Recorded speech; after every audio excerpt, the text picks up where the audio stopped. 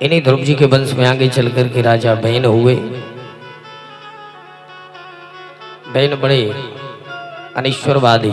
जब इनको सत्ता मिली तो इन्होंने सनातन धर्म पर प्रतिबंध लगा दिया। समस्त ब्राह्मणों पर, संतों पर भड़क पड़े। बोले सुनो, आज से हमारे राज्य में कोई भी भंडारा नहीं, कोई भी यज्ञ नहीं, कोई भी धर्म नहीं। जो भी कार्य करना है, यदि यज्ञ करना है तो हमारे नाम से यज्ञ करो, हवन करना है तो मेरे नाम से करो, श्री वैनाय नमः मेरे नाम से जाप करो। अब तो यहाँ पर संतों को बड़ी विडंबना होने लगी कि ये तो हमारा राजा बड़ा अनिश्वरवादी निकला। एक दिन संत आपस में बैठ करके आपातकालीन मीटिंग इकट्ठी की संतों ने। संत आपस में बातचीत कर रहे हैं कि भैया ऐसा यदि अनिश्वरवादी यदि हमारे राज्य में राजा रहेगा तो ये समझ लीजिए कि सनातन धर्म पर तो ताला लग जाएगा। क्या किया जाए ऐसे राजा का? तो उनके भी जो सबसे लीडर संतों से जो बड़े संत, तो कहाँ किससे पूछा जाए? तो बोले भाई चलो महाराज भृगु जी के पास चलते हैं। महाराज भृगु जी के पास गए। भृगु जी से पूछा तो भृगु जी ने सुंदर सा उपाय बताया। बोले सुनो, आप अपनी शक्ति के अनुसार ही कार्य करो, जो तुम्हें अपने आप के लिए उचित लगे वो कार्य करो। भृगु जी महाराज ने जब ये बताया तब वहां से समस्त संत आए और संतों ने जब हुंकार ध्वनि की एक साथ में मिल करके, तो हुंकार ध्वनि करते ही बैन सीधे नीचे गिरे और गिरते ही प्राणांत को प्राप्त हो गए।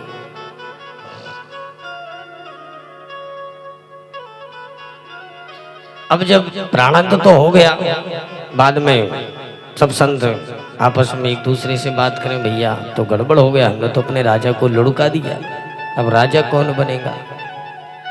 तो सभी संतों ने बैन का मंथन किया, मंत्रों से बैन का मंथन किया।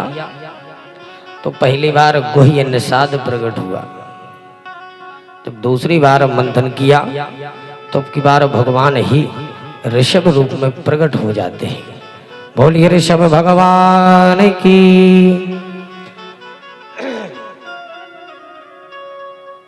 ऋषभ भगवान प्रकट हुए। ऋषभ नहीं, ऋषभ के पास ही तो अब भगवान ही, तो उनकी शक्ति को देख करके इंद्र को जलन होने लगी। इंद्र को जलन हुई तो इंद्र ने राज्य में पानी बरसाना बंद कर दिया। जब इंद्र ने पानी बरसाना बंद किया तो ऋषभ भगवान ने अपनी योग शक्ति से ही राज्य में पानी बरसा लिया। जब राज्य में पानी बरसने लगा तो इंद्र आए, इंद्र को लज्जा लगी, तो इंद्र ने अपनी पुत्री जयंती का विवाह ऋषभ भगवान के साथ कर दिया। ऋषभ भगवान ने जयंती के साथ विवाह करके 100 पुत्रों को जन्म दिया। सबसे बड़े पुत्र का नाम था भरत। इतना बड़ा तेजस्वी तपस्वी वीर बालक भरत हुआ कि उसी भरत के नाम से इस वसुंधरा का नाम हो गया भारत। भारतम इति प्रवर्षन्ति। भारत से ही इस भूमि का नाम भारत हो गया।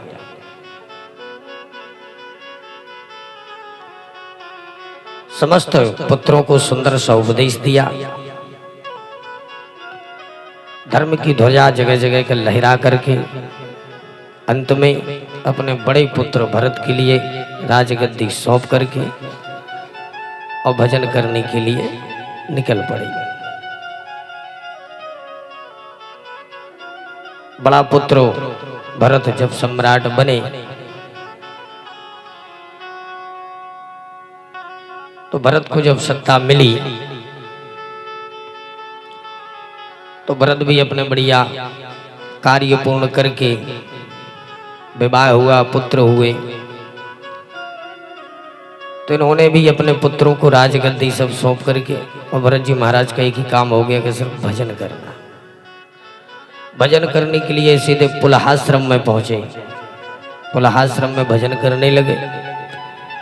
एक दिन सीधे भरत जी उठे और उठ करके सीधे जाकर के गंडकी नदी में स्नान करने निमित्त पहुंचे। स्नान करने के उपरांत भगवान सूर्य को अर्घ्य दे रहे थे। अर्घ्य दे ही रहे थे कि उसी समय एक गर्भवती मृगी आई और उसी गंडकी नदी में पानी पीने लगी। वो पानी पी रही थी, तब तक एक सिंह आया।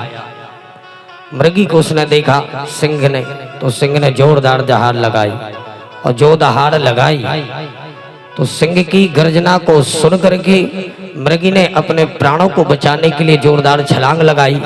और जैसे ही छलांग लगाई कि छलांग लगाते ही उसका शिशु वहीं पर जन्म ले लिया। और शिशु को जन्म देते ही मृगी प्राणांत को प्राप्त हो गई।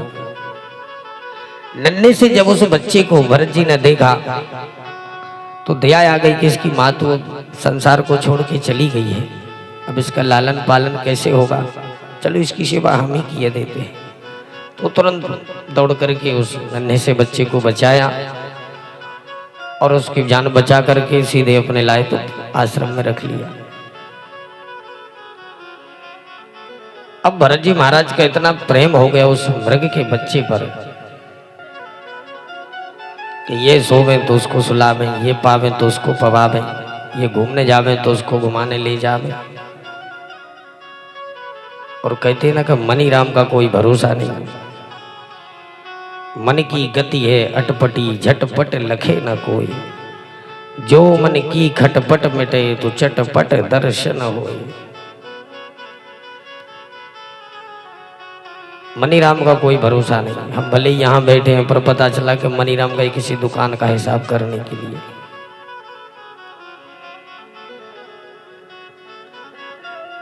भरत जी महाराज का परम स्नेह उस मृगी के बच्चे पर हो गया। एक दिन ये जंगल में चरने के लिए निकल गया तो लौट के ही नहीं आया। लौट के आया ही नहीं तो भरत जी को भी विडंबना होने लगी कि क्यों नहीं अभी तक आया। एक दिन हो गया, दूसरा दिन हो गया, जब 2-4 दिन उसका इंतजार किया, जब लौटने की आशंकाएं खत्म हो गई तो अंत में उसी का चिंतन करते करते भरत जी ने शरीर को छोड़ दिया। जो शरीर को छोड़ा तो कहते हैं अंते या मति सा गति, जिसका हम चिंतन करके अपना शरीर छोड़ते हैं उसी योनि में हमें पुनः आना पड़ता है। तो भरत जी महाराज दूसरा इनका जन्म हुआ मृग योनि में। मृग योनि में जन्म हो गया, फिर भी याद वही बनी रही। समय आया तो मृग योनि से भी इनका शरीर छूट गया।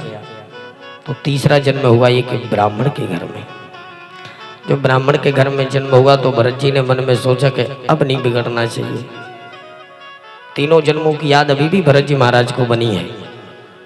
पर जब ब्राह्मण के कुल में जन्म लिया तो भरत जी ने सोचा कि अब नहीं गड़बड़ होना चाहिए, या अब गड़बड़ हो गई तो समझ लो सब गड़बड़ है। इतना सुंदर उच्च कोटि का हमने कुल प्राप्त किया है, तो अब नहीं। बचपन से ही भरत जी महाराज भगवान का भजन करने के निमित्त बड़ी आसन लगाए, प्रभु का भजन कर रहे हैं। एक दिन की बात करके भैया भाभी सब नाराज हो गए। देखो तो बढ़िया घर में पड़ा पड़ा खाता है, काम तो कुछ करता नहीं है,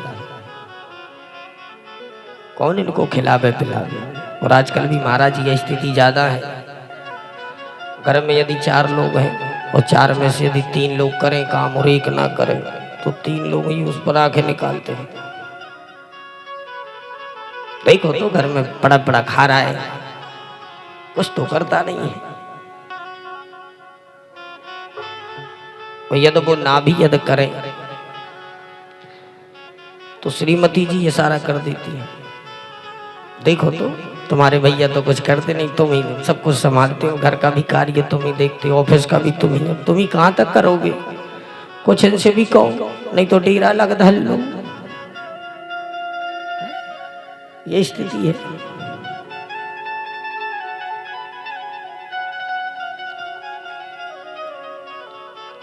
तो भैया और भाभियों ने बहुत खूब डांट फटकार लगाई। भरत जी को कोई अंतर नहीं। भरत जी की चारपाई सीधे जाकर के खेतों में डाल दी। चलो तुम तो खेतों में रहो, खेतों की देखभाल करो, तो सीधे खेतों में चारपाई डाल दी। एक दिन भरत जी के पिताजी को लगने लगा कि क्यों ना इसको सुंदर सा उपदेश तो दूं। भरत जी के पास पहुंचे, सुंदर उपदेश दिया। अरे भरत, तूने ब्राह्मण कुल में जन्म लिया है, ब्राह्मण का परम कर्तव्य है, भले ही ज्ञान ना हो पर गायत्री मंत्र तो तुझे याद करना ही चाहिए। ठीक है पिताजी, सुनाओ।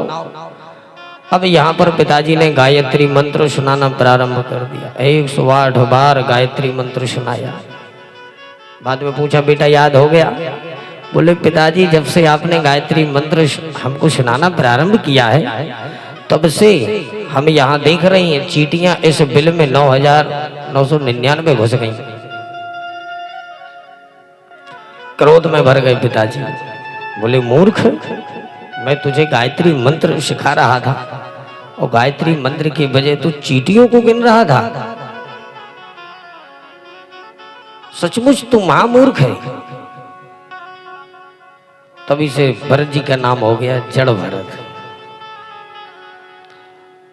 जड़ के लिए मूर्ख कहते हैं। भरत जी को लगने लगा कि अब अपने राम जी पक्के चीला बन गए। भैया किसी से पागल कहो तो जो पागल हो उसी के लिए पागल कहा जाता है, पर अब अच्छे लोग से कहो, बड़े विद्वान लोग से, ये तो पागल है, तो उसको तो बुरा लगेगा। पर यदि जो प्रभु के भक्त होते हैं उनसे यदि पागल कहो तो उन्हें बुरा नहीं लगता, उन्हें बड़ी खुशी होती है, कम से कम इनकी नजर में तो पागल हो गए। प्रभु को यदि पाना भी है तो संसार के लोगों की नजरों में पागल बन जाओ। सबसे बिल्कुल सरल साधन है प्रभु को पाने का।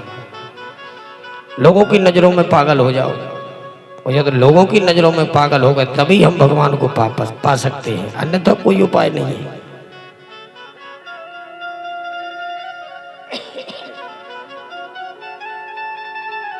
तभी से भरत जी का नाम जड़ भरत हो गया।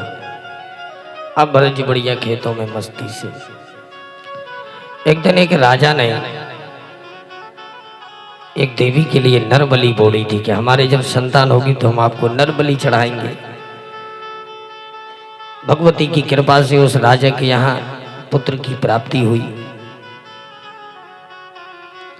तो राजा ने बधिकों से कहा, जाओ जाकर के किसी बढ़िया सुंदर पुरुष को ले आओ।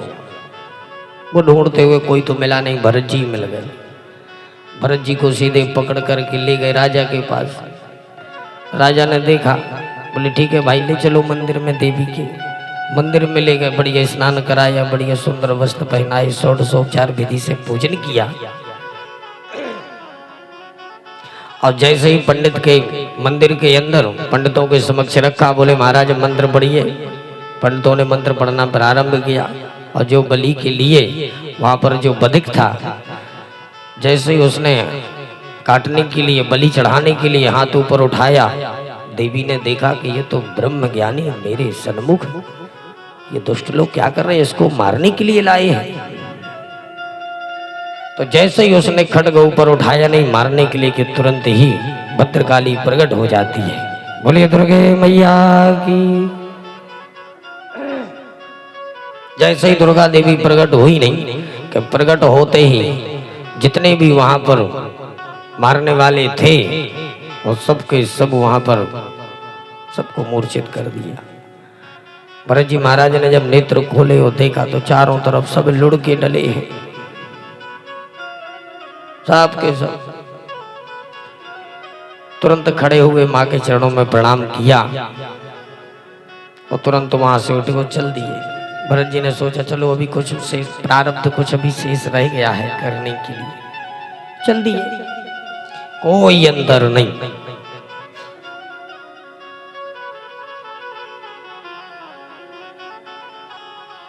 जो प्रभु के भक्त होते हैं ना तो उन्हें मरने से डर लगता है, उन्हें किसी चीज का कोई डर नहीं। जब वहां से चल दिए तब वो तो चले ही आ रहे थे, इतने में एक रहुगण राजा जो थे वो सत्संग में जाया करते थे बड़े बड़े विद्वानों के मध्य। तो चार चार कहार बढ़िया लगे पालकी लिए, उसी पालकी में रहुगण विद्यमान थे, वो सत्संग करने जा रहे थे। तो चार कहार जो चल रहे थे उनमें से एक बीमार पड़ गया। जैसे ही बीमार पड़ा तो एक कहार ने कहा, महाराज ये तो देखिए बीमार पड़ गया है। जो पालकी हिली तो राजा की खोपड़ी घूमी। बोले क्यों, क्या हो गया, पालकी क्यों ऐसे हिल रही है? बोले महाराज जी अभी भी बीमार हो गया है, देखिए ना कैसे चल रहा है। महाराज ने कहा तो इसको तुरंत हटाओ, किसी दूसरे को लगाओ। उसको हटाया, दूसरे की खोज की तो कोई और तो मिला नहीं, भरत जी मिले। तुरंत भरत जी को सीधे आए और बोले महाराज जी इसमें लग जाओ। कंधे पर रख दी भरत जी की और सीधे उस पालकी को लेकर के चलने लगे। भरत जी को कोई अंतर नहीं। भरत जी ने सोचा हम तो पहले भी चल रहे थे, अब भी चल रहे हैं, कौन सा फर्क है। पर भरत जी महाराज चल तो रहे हैं, कंधे पर पालकी है, पर नीचे देख के चल रहे हैं कि ऐसा ना हो कहीं हमारे पैर के नीचे कोई छोटे छोटे जीव आ जाए और उनकी हत्या हो जाए, तो ये हिंसा नहीं होनी चाहिए। तो बढ़िया उनको देख देख करके चल रहे थे। अचानक देखते हैं कि चींटियों का झुंड चला आ रहा है, और जैसे ही चींटियों का झुंड देखा तो उन्होंने थोड़ी अपने कदम को और आगे बढ़ाया, और जो आगे बढ़ाया तो रहुगण की पालकी हिली, और जो रहुगण की हिली तो उनके तो होश उड़ गए। तुरंत बोले क्या हो रहा है भाई, ये पालकी ऐसे क्यों हल रही है? तब वो सब कहार बोले महाराज हम नहीं, हम तो बढ़िया संभल संभल के चल रहे हैं, ये जो भी नया मोटा तगड़ा बाबा है ना बस यही बढ़िया उचट उचट करके चल रहा है। रहुगण ने कहा भाई तुरंत पालकी नीचे रखो हम देखें। तो भाई महाराज जी ये कौन से बाबा जी हैं जो पालकी नीचे रखे? सब लोग भरत जी का परिहास करने लगे।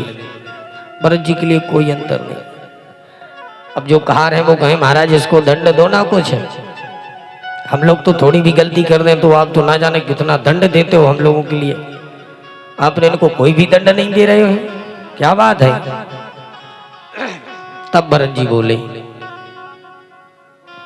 भरत जी आज तक किसी से कुछ नहीं बोले तो आज ही क्यों बोली? भरत जी को लगने लगा कि कहीं ऐसा ना हो कि संसारी लोग क्या कहेंगे कि जिसका भार संतों ने भी अपने कंधे पर रखा उसको भी नरक जाना पड़ा, इसलिए कहीं ऐसा ना हो कि इसको नरक जाना पड़े।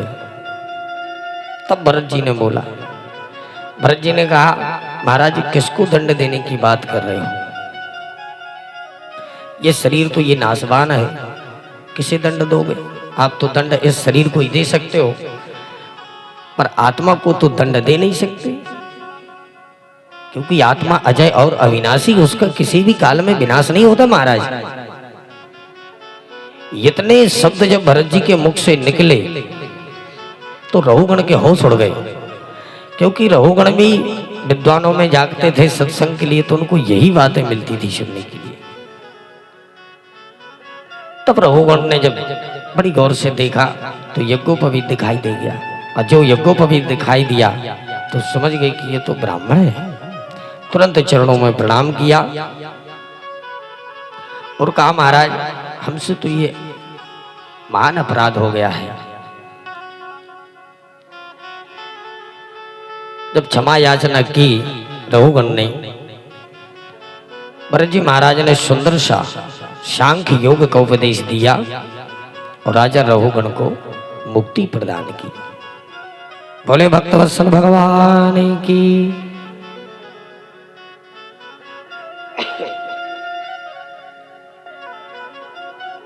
तुम्हारों ने बैठ जात का चुप करत रहेंगे, 100 लगा दी जो काटू सो टू टू करत रहते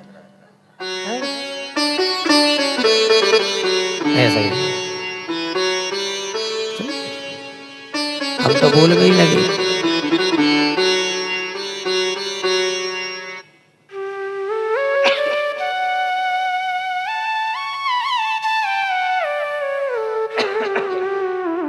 भजन गाओ एक तो बड़ी देर के बैठे साथ तो चलो हम रेस्ट ले लें। आज हमारा गला भी ना जाने क्यों लगा है, कथा रस की नहीं हो पा रही है आज।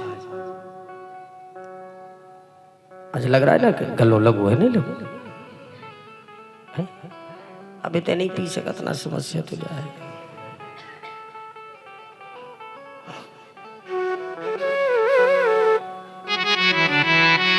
भजन सुना रहे हैं राजू भैया, भजन सुनाओ एक सुंदर सा।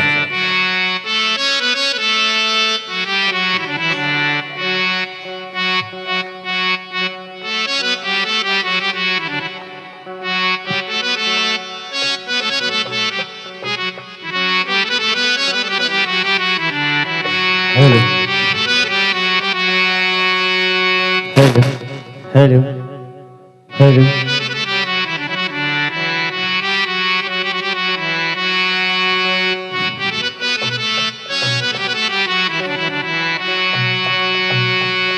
कि जब से श्याम गलियों में यूं मिल गए, कि जब से श्याम गलियों में यूं मिल गए, तो जिंदगी के मायने बदल गए। जब से श्याम गलियों में यूं मिल गए, तो जिंदगी के मायने बदल गए।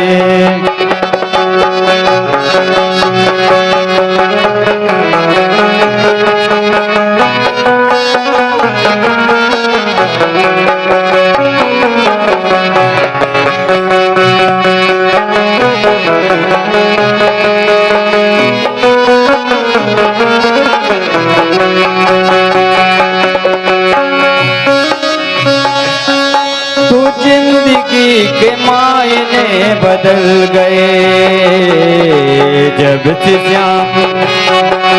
जब से श्याम गलियों में यूं मिल गए, तो जिंदगी के मायने बदल गए।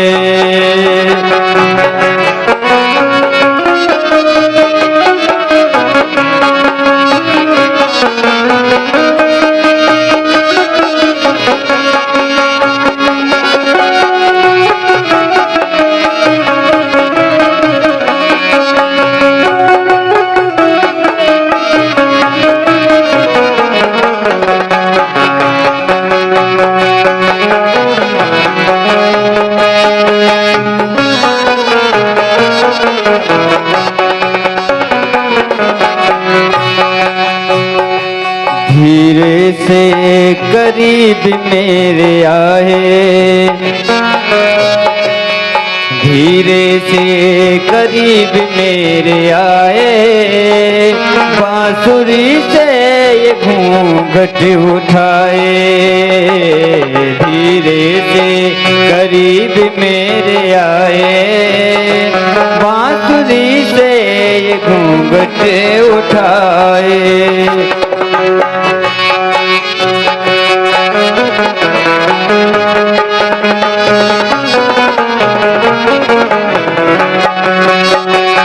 टुकड़े टुकड़े टुकड़े टुकड़े मटकी के बुखर गए, तो जिंदगी के मायने बदल गए। जब से श्याम गलियों में यूं मिल गए, तो जिंदगी के मायने बदल गए।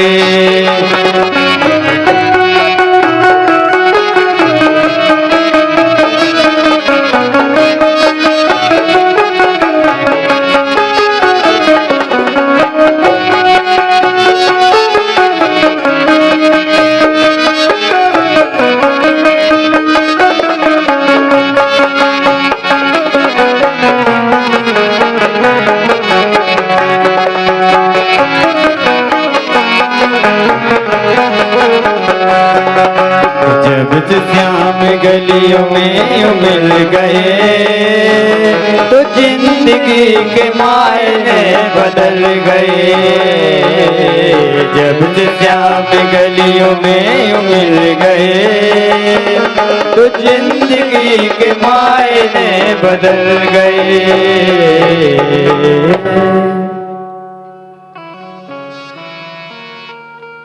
बोलो कृष्ण भगवान की जय हो। हेलो श्री राधे। बोले वृंदावन बिहारी लाल की जय हो। आज भरत जी महाराज ने सुंदर से उपदेश दिया और भरत जी के सुंदर से उपदेश से राजा रघुगणों को मुक्ति प्रदान हो गई। इन्हीं रघुगण के आगे चल करके वंश में 10 प्रचेता गण हुए। प्रचेता गणों ने एक दिन नारद जी से सुंदर सी बात पूछी। महाराज ये बताइए, भगवान को प्रसन्न करने का सरल और साधन कोई है? तब नारद जी ने सुंदर से इनके लिए उपदेश दिया। कहा सुनो प्रचेताओं, अपने जीवन में 3 सूत्र उतार लो तो भगवान अति शीघ्र प्रसन्न हो जाते हैं। 3 सूत्र कौन कौन से हैं? पहला सूत्र है दयया सर्वभूतेषु, दूसरा संतुष्टया येन केनवा, तीसरा सर्वेन्द्रियोपशांत्या च तुष्यत्यासु जनार्दनः जनार्दनः आशु तुष्यति। भगवान अति शीघ्र प्रसन्न हो जाते हैं। तो पहला सूत्र क्या है? दया, प्रत्येक जीव मात्र पर दया करो। जितना हम अपने पुत्र से प्रेम करते हैं उतना ही यदि समस्त जीवों से प्रेम हो जाए तो समझ लो हम पहली सीढ़ी पार कर गए। दूसरा सूत्र संतुष्टया येन केनवा, हमारे पास जितना है, जो भी है, जैसा भी है, बस उसी में सदा प्रसन्न रहना चाहिए, संतुष्ट रहना चाहिए। तीसरा सूत्र सर्वेन्द्रियोपशांत्या च, समस्त इंद्रियों को भगवत भक्ति में लगाए रहो।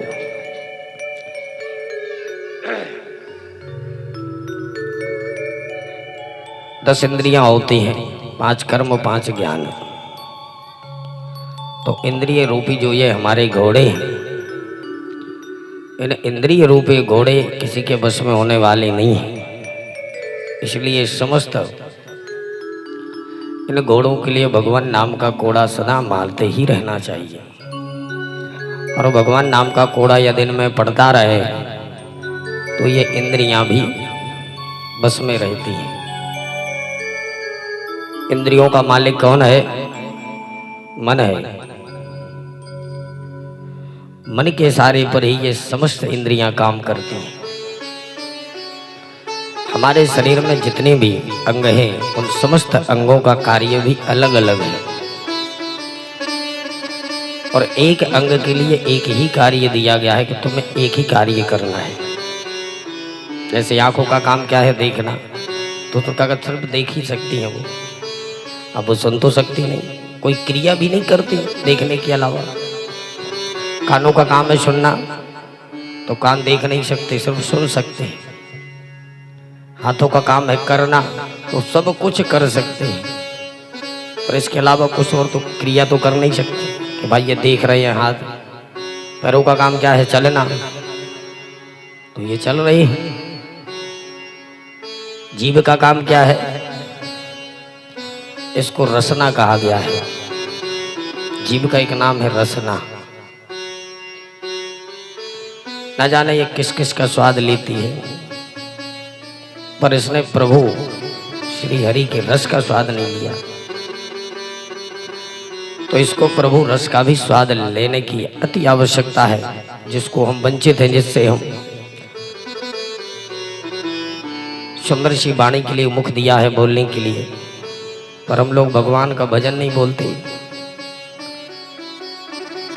महाराज जी यदि कोई भजन गाए और कहें के साथ में गाओ तो लोग कहें महाराज जी भागवत कर भी आए भी गा भाई, हमें क्या करना है गा?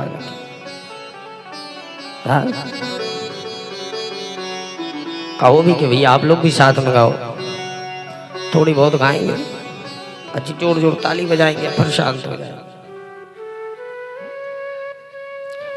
तो शरीर में जितने ये सुंदर अंग दिए हैं ये भगवत भक्ति के लिए ही दिए हैं। प्रभु का बढ़िया सुंदर भजन करो, प्रभु के भजनों को सुनो, प्रभु के माधुर्य मूर्ति को निहारो। एक सुंदर बड़ी सुंदर पंक्ति संत लिखते हैं,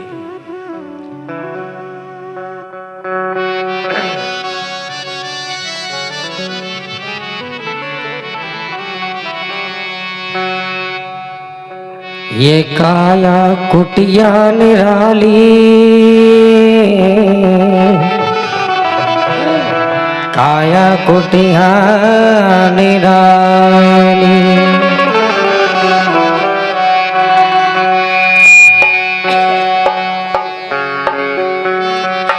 अरे काया कुटिया निराली जमाने भर से, काया कुटिया निराली जमाने भर से, काया कुटिया निराली जमाने भर से, काया कुटिया निराली जमाने भर से।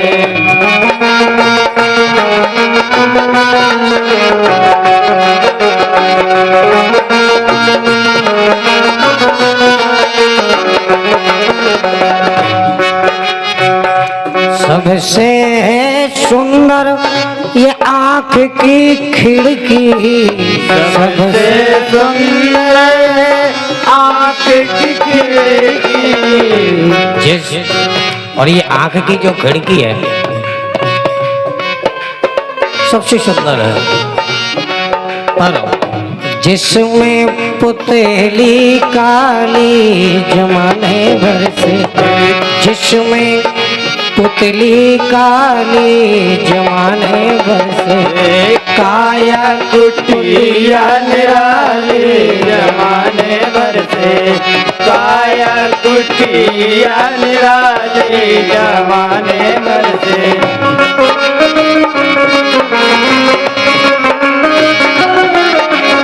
ताली की सेवा करते हैं सब भक्त। जय श्री राधे।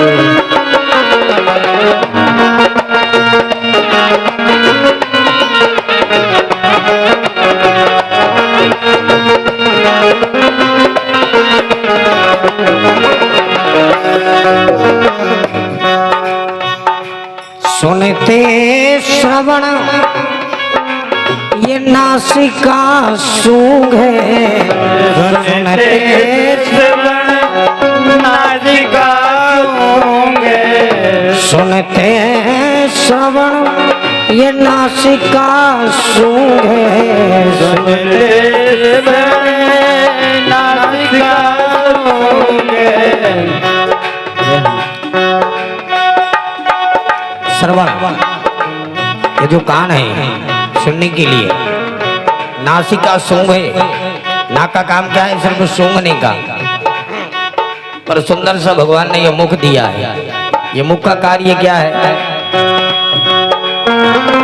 सुनते श्रवण ये नासिका सूंघे, सुनते श्रवण नासिका सूंघे। और ये मुख सबसे करे बोला चाली जमाने भर से, सबसे करे बोला चाली जमाने, सबसे करे बोला चाली जमाने भर से, काया कुटिया निराली जमाने भर से, काया कुटिया निराली जमाने भर से।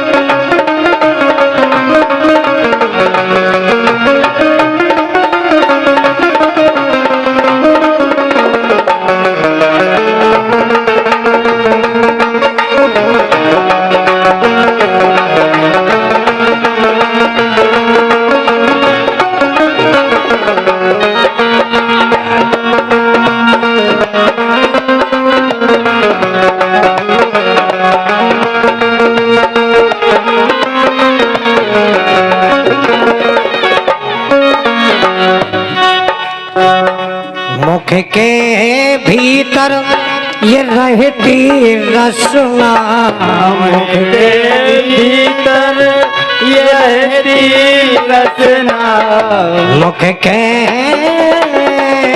भीतर ये रहती रसना, मुख के भीतर ये रहती रसना, सट रस स्वादों वाली, ये सठ रस स्वादों वाली जमाने भर से काया कुटिया निराले, जमाने भर से गाया कुटिया निराले, जमाने भर से गाया कुटिया निराले, जमाने भर से।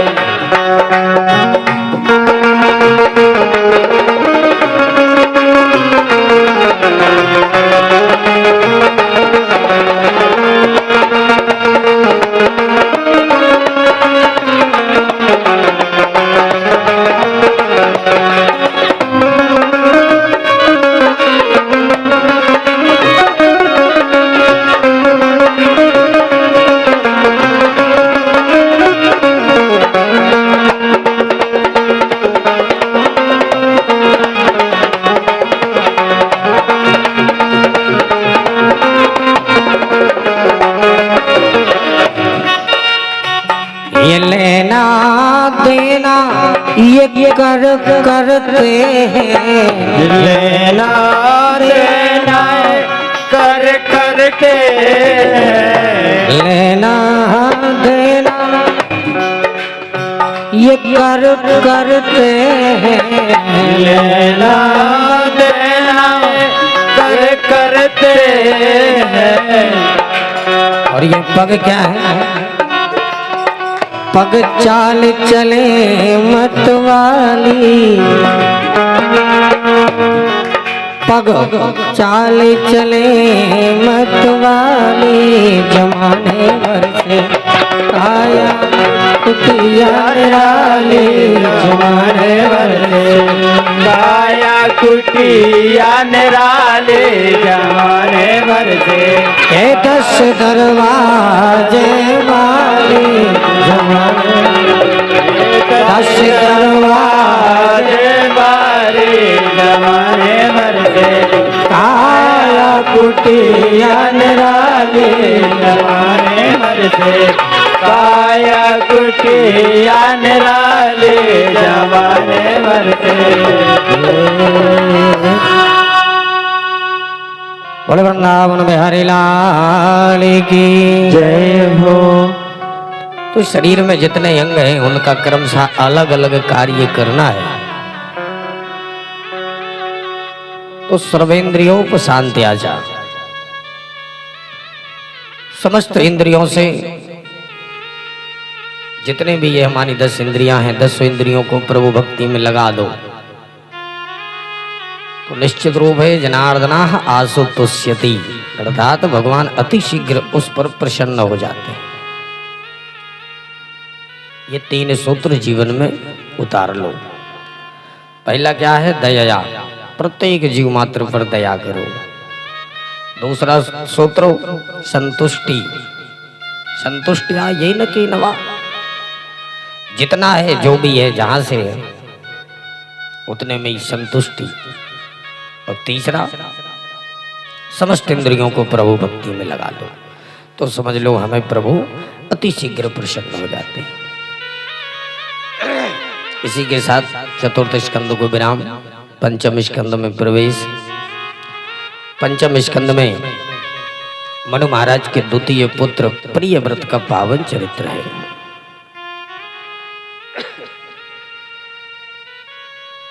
संतानें थी, 3 बेटा 3 बेटियां 2 बेटा। तो हम 4 की तो कथा सुन चुके, अंतिम 5वां। तो दूसरे पुत्र जो मनु महाराज के प्रियव्रत थे, प्रियव्रत का पावन चरित्र पंचम स्कंद में। प्रियव्रत ने जब देखा कि संसार के जितने ये मनुष्य हैं, ये 24 घंटों में 12 घंटे तो सोने में ही बर्बाद कर देते हैं। इसका मतलब है आधी जिंदगी बर्बाद कर दी इन्होंने सोने में। जो हमें जीवन मिला है उसमें तुमने आधा जीवन तो सोने में निकाल दिया। तो आधे जीवन में अब हमें संसार का जो भी है, व्यवहार भी है, अपने जीवन के बारे में भी सोचना है। तो ये सब आधे जीवन के लिए है और आधा जीवन सोने में निकल गया। तो उन्होंने सोचा कि रात होनी ही नहीं चाहिए। जब रात होगी नहीं तो लोग सोएंगे क्या। तो उन्होंने एक दिव्य तेजों का रथ निर्माण किया। उस रथ पर बैठे और उस रथ पर बैठ करके पृथ्वी की 7 परिक्रमा लगाई। तो 7 दिन तक दिन ही बना रहा, रात्रि हुई ही नहीं। जब 7 दिन ही बना रहा, ये दृश्य जब देखा तो ब्रह्मा जी प्रकट हुए। ब्रह्मा जी ने आकर के समझाया, अरे प्रियव्रत, संसार की कोई भी वस्तु व्यर्थ नहीं है, सिर्फ उसका उपयोग करना सही तरीके से सीखो। समझाने पर मान गए। इन्हीं सत्यव्रत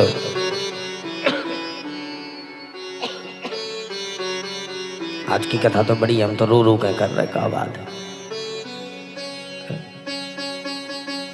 आज जैसा गला लगा है मुझे लगता कभी लगा ही नहीं।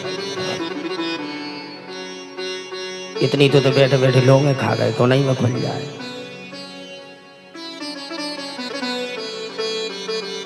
आज गलती भी हमारे जजमाने की, बोले नहीं गुरुजी थोड़ी सी पालो, बस उतना ही तो गलती हो गई है।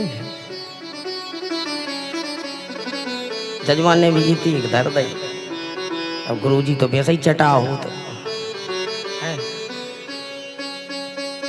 पंडितों को जो भी चीज मिल जाए सो छोड़ थोड़ी आए, वे नुकसान की नहीं सोचते जाए।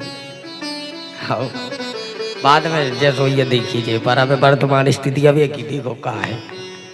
आज की कहानी में ऐसे ही बन गई। परसवे वाली माता जी भी बड़ी सुंदर है। वो ले लो महाराज जी, वो ले लो, हमें ले आओ।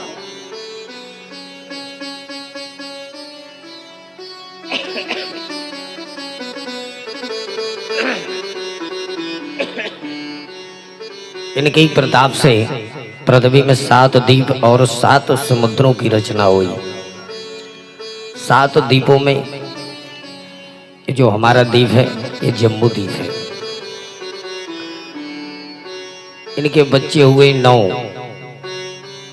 तो जम्बू द्वीप के 9 खंड किए और 9 ही खंडों के 9 बंटवारे करके अपने पुत्रों में बांट दिए। अंत में ये जो हमारा खंड है इसको अजनाब खंड कहते हैं।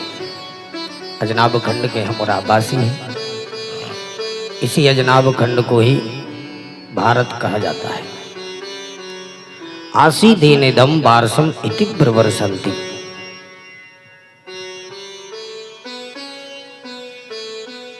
इन्हीं के प्रताप से 7 समुद्र और 7 द्वीप।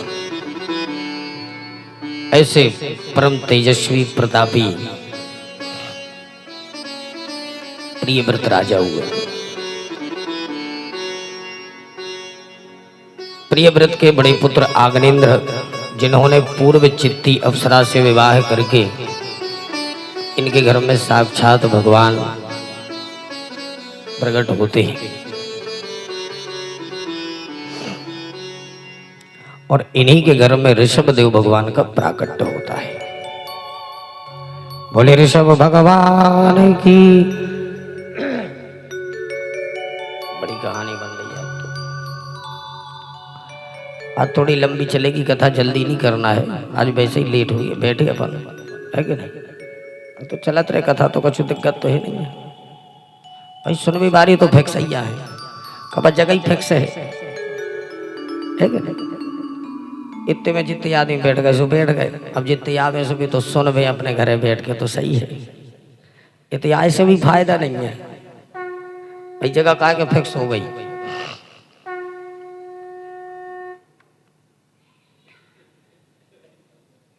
बोले भक्त वत्सल भगवान जी।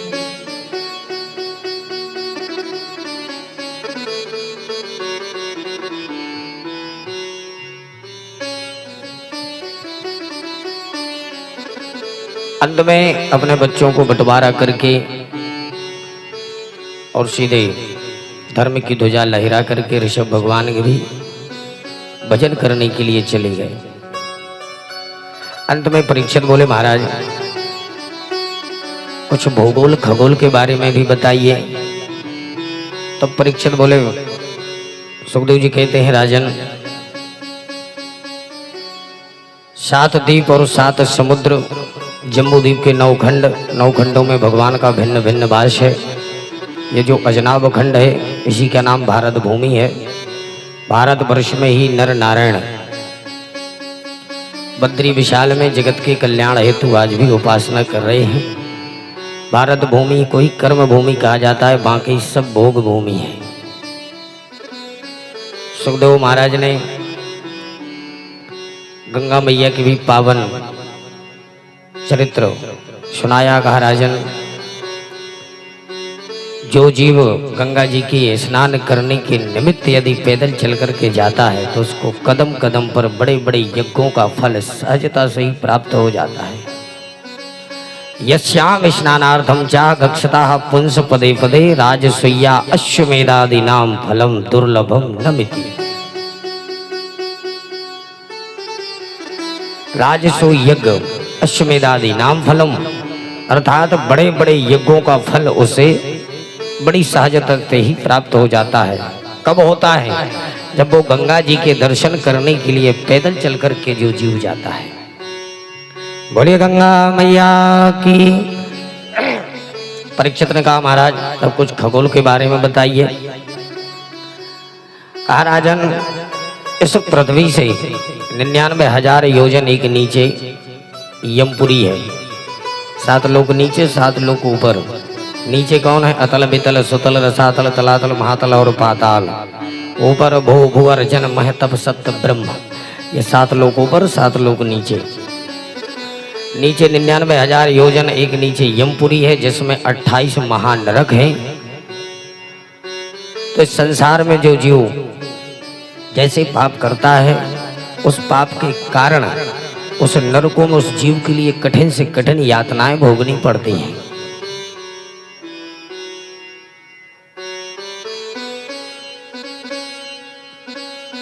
जिनके द्वार पर अतिथि आए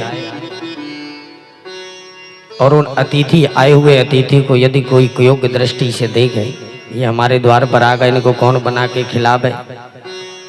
यदि काल से माताएं ज्यादा सोचती हैं कि अतिथि आए हैं इन्हें कौन बना करके खिलावे, तो जो इस दृष्टि से अतिथियों को देखते हैं उनके लिए वक्र तुंड नरक में जाना पड़ता है, जहां पर उनके आंखों को लोच लोच करके कौवे खा लेते हैं। जो किसी का धन चुरा करके ले जाते हैं, भाग जाते हैं, उनको तामेश्वर रौरव नरक में जाना पड़ता है, जहाँ पर तांबे के समान तपी हुई जमीन पर उनको नंगे पैर दौड़ाया जाता है।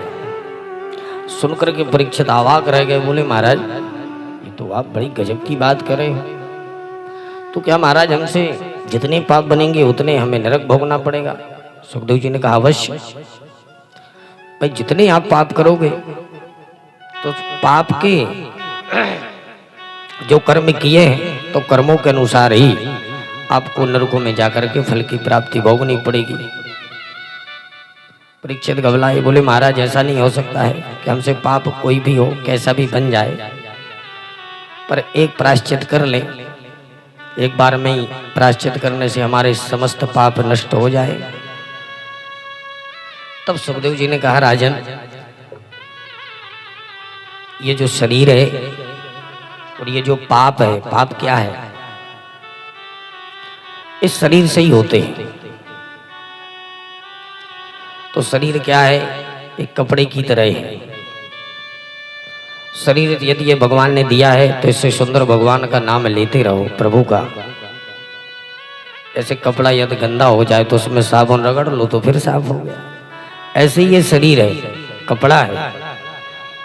यदि इससे कोई अपराध हो जाए तो उसका प्रायश्चित करने के लिए प्रभु का सुंदर सा नाम उच्चारण करो, बढ़िया मंगलमय। तो ये समझ लो कि ये शरीर भी पवित्र हो गया, कपड़े की तरह।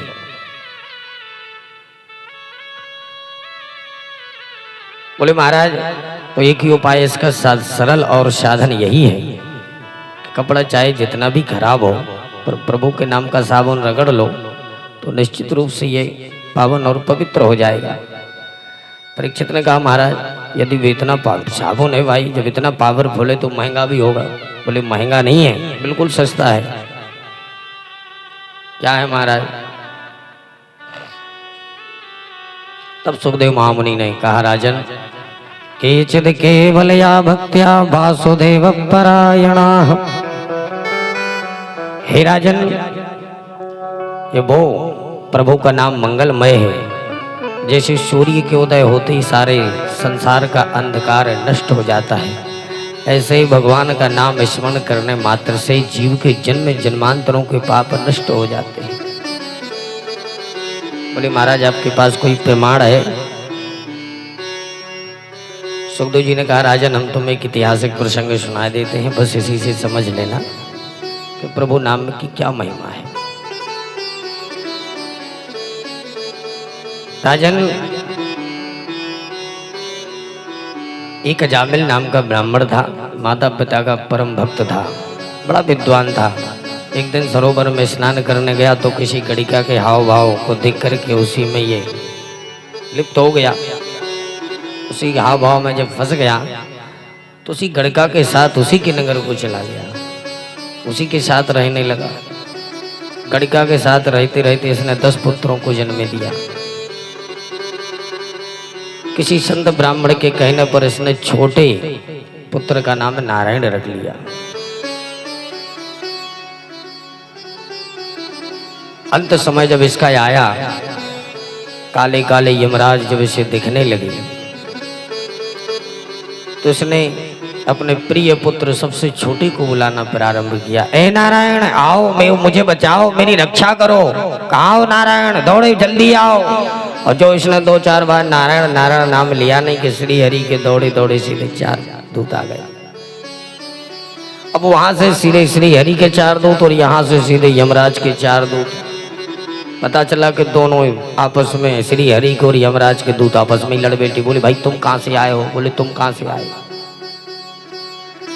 बोले भाई कहाँ से आए हो आप चारों चमकीले चमकीले? बोले काले कलोटे तुम कहाँ से आए? बोले भाई तुम हमको नहीं जानते? बोले तुम हमको नहीं जानते? बोले हम श्री हरि के दूत हैं। वो बोले हम भी यमराज के दूत हैं। तो भाई तुम क्यों आए हो? बोले भाई हम इसको पकड़ने आए हैं। बोले तुम क्यों आए हो? बोले हम भी तो इसको पकड़ने आए हैं। बोले महाराज ये अब पता है किसको बुला रहा था? अपने बेटे को बुला रहा था। श्री हरि के दूतों ने कहा, सुनो हम नारायण के दूत हैं और हमारा एक ही कार्य है कि जो हमारे मालिक का नाम लेता है उनको पकड़ने का काम ही हम करते हैं। यमदूतों ने कहा, महाराज ये गलती ना करो, ये आपके प्रभु को नहीं बुला रहा था, ये अपने पुत्र को बुला रहा था। बोले सुनो, इसके पुत्र का नाम कब से नारायण है? अभी 2-4-10 दिनों से। और हमारे प्रभु का नाम तो आदि अनादि से है। अब जिसका आदि अनादि से नाम है उसका माना जाए कि जिसका 2-4-10 दिन पहले रखा उसका माना जाए? और ऐसे धुन कायदी के सीधे दौड़े भागे, पतली गली से भागते नजर आए यमदूत। सीधे श्री हरि के दूतों ने अजामिल को लिया और मुक्त कर दिया।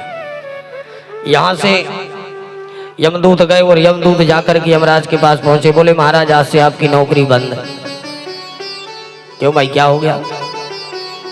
बोले महाराज पकड़ने गए थे, पकड़ के तो लाए नहीं, पिट के ही आना पड़ा। अच्छा, इसने तुम्हारी पिटाई की है? बोले महाराज जिसने पीटा वो तो कह रहे थे हम तो श्री हरि नारायण के दूत हैं, और जो नारायण नाम इनके मुख से निकला तो यमराज ने आकर के मुख को ही बंद कर लिया। बोले भैया ये नाम यहाँ मत लेना। क्यों? बोले ये समझ लो, पेट्रोल पंप के सामने तीली को जलाना खतरनाक लिखा रहता है, ऐसे ही यहाँ पर ये समझो तीली का काम करता है भैया ये नाम। या तुमने 2-4 बार ये नाम यहाँ खड़े होकर के और ले दिया ना तो मालूम चले कि अपना तो कारोबार सब ठप हो जाएगा। ये बिल्कुल नहीं लेना। क्यों महाराज? बोले तुम्हें मालूम नहीं है जितने ये पापी अधर्मी दुष्ट दुराचारी ये जब नरक में पड़े हुए हैं, यदि इनके कर्णपुटों के द्वारा यदि ये नाम चला गया, हृदय में प्रविष्ट हो गया, तो समझ लो ये अभी सब पाप है यहीं पर ये सब कट करके और सीधे परम धाम के अधिगामी बन जाएंगे। इसलिए भैया यहाँ पर ये नाम मत लेना। तब यमदूतों ने कहा महाराज हमें तो ये बताइए कि हमें किनको पकड़ के लाना है।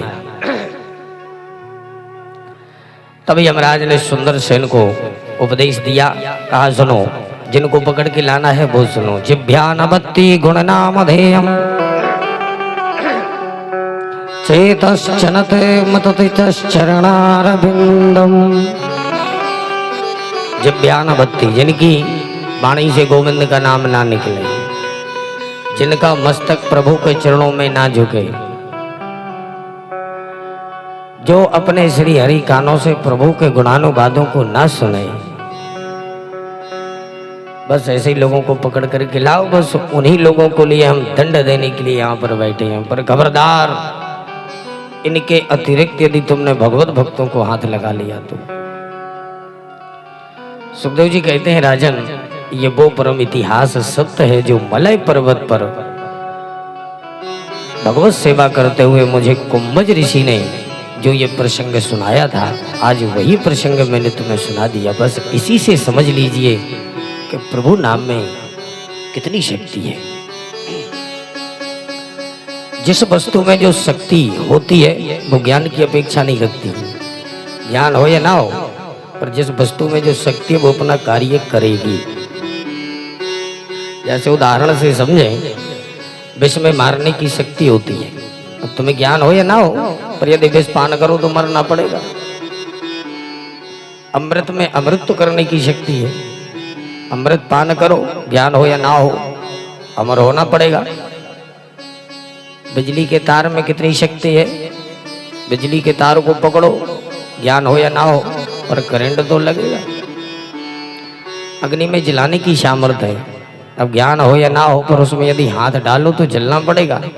ऐसे ही भगवान का नाम है, ज्ञान हो या ना हो, पर यदि प्रभु का नाम उच्चारण करो, ज्ञान से करो तो अच्छा है, और यदि नहीं भी ज्ञान है, बगैर ज्ञान के भी यदि प्रभु का नाम उच्चारण करो तो निश्चित रूप से तरना ही पड़ेगा, इसमें कोई संदेह नहीं। बोले भक्तवत्सल भगवान की। इसी से समझ लीजिए प्रभु नाम की महिमा इससे बड़ी और क्या हो सकती है। बड़ा है रामो से राम का नाम, बड़ा है रामो से राम का नाम, बड़ा है राम से राम का नाम, बड़ा है राम से राम का नाम।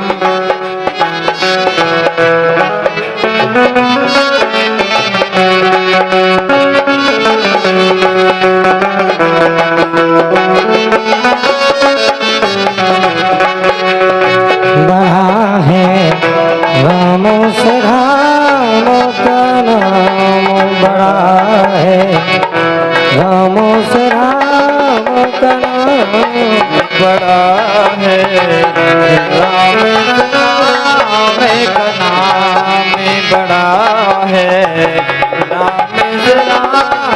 का नाम, बड़ा है राम से राम का नाम। भगवान से भी बड़ा उनका नाम। प्रभु का नाम लो, सन्मुख हो ये जीव मोई जवही, जन्म कोट अघ ना सही तबही। कोई आवश्यकता नहीं कि तुम्हें ज्ञान हो, भाव को भाए अनघ आलस हूँ, नाम जपत मंगल दिशि। प्रभु को नाम उच्चारण करो, भाव से करो, को भाई से करो, अनख ने अभिमान से भी करो, आलस्य से प्रभु का नाम करो, पर दसों दिश मंगल ही मंगल है। कुछ भी कार्य करो प्रभु के नाम से करो तो सदा मंगल ही मंगल है, इसमें कोई संदेह नहीं। कथा और आगे को बढ़ाएंगे, यहीं पर विराम करें जैसी इच्छा, क्योंकि कल भगवान का जन्म भी है।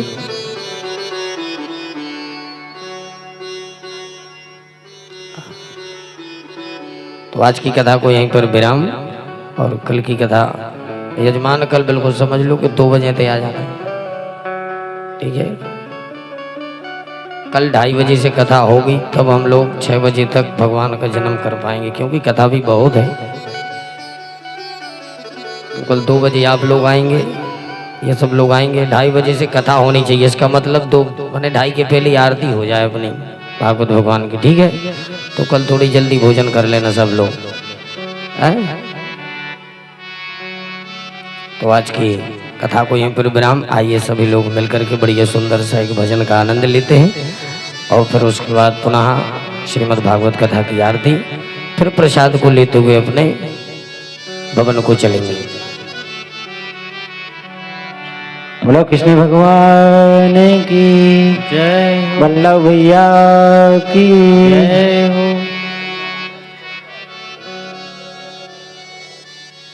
हेमराज भैया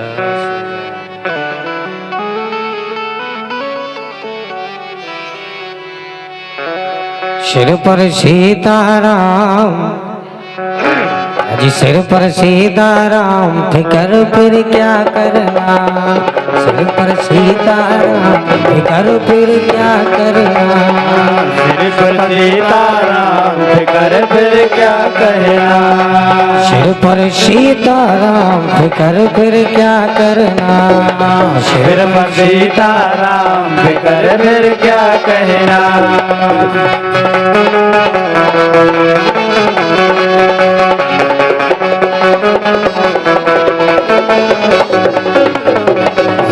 क्यों फिकर फिर क्या करना?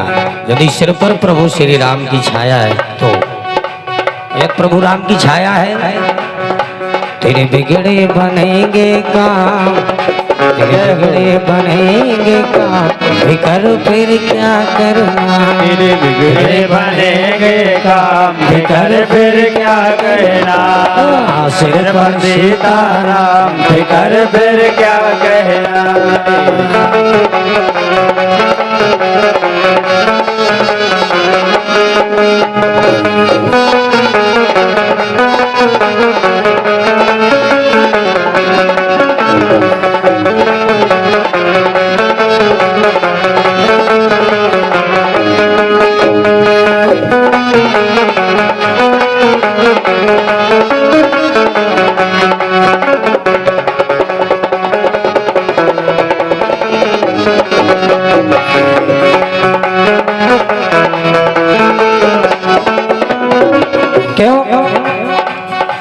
रघुवर श्री जानकी मैया, पितु रघुवर श्री जानकी मैया, पितु रघुवर श्री जानकी मैया, पितु रघुवर श्री जानकी मैया, फिर क्यों परेशान हो भैया, फिर क्यों परेशान हो भैया, फिर क्यों परेशान हो भैया, फिर क्यों परेशान हो भैया, क्यों कटेंगे कष्ट तमाम, कटेंगे कष्ट तमाम, फिकर फिर क्या करना, सिर पर सीताराम, फिकर फिर क्या करना, मेरे सिर पर सीताराम, फिकर फिर क्या कहना।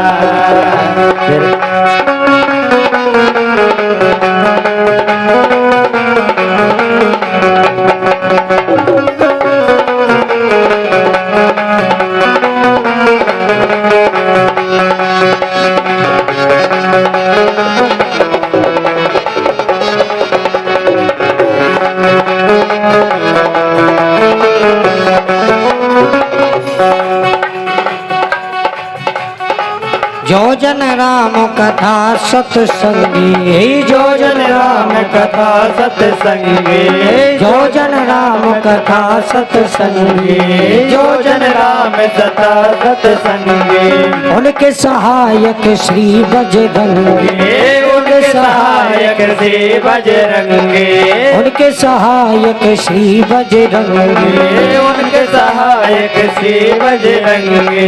अतुलित बल के धाम, जय हो।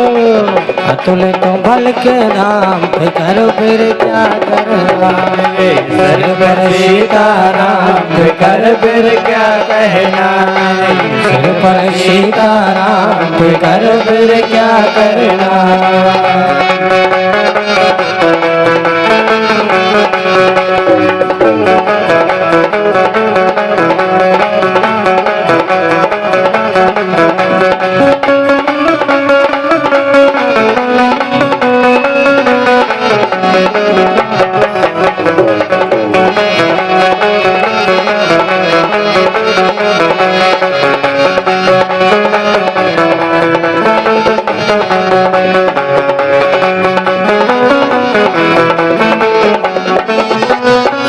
अगर प्रभु मनमानी करेंगे, अगर प्रभु मनमानी करेंगे, अगर प्रभु मनमानी करेंगे, नहीं शरणागत पीर हरेंगे, नहीं शरणागत पीर हरेंगे, नहीं शरणागत पीर हरेंगे, नहीं शरणागत पीर हरेंगे।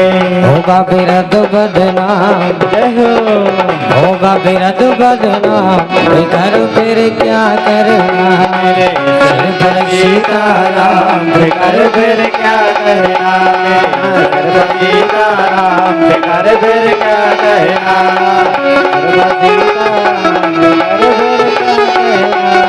सिर पर सीताराम, कर फिर क्या करना, सिर पर सीताराम, कर फिर क्या करना। बोले राज रामचंद्र सरकार की जय हो।